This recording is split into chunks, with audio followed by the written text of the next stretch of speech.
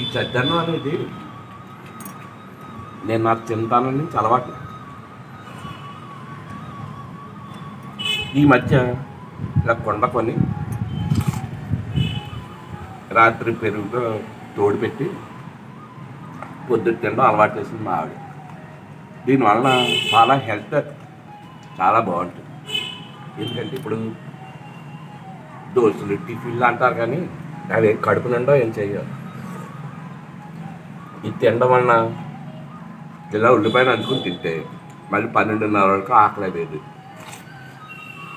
ఆరోగ్యం చాలా మంచిది. మీరంతా కూడా అలవాటు చేసుకోండి.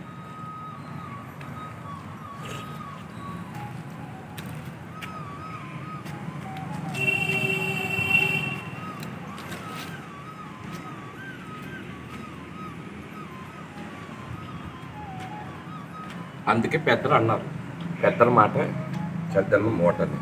పూర్వం ఇలాగే తిని 80-90 ఏళ్ళు బతికేవారు.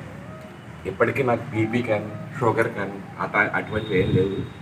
కళ్ళజోడు లేకుండానే పేపర్ చదవగలను.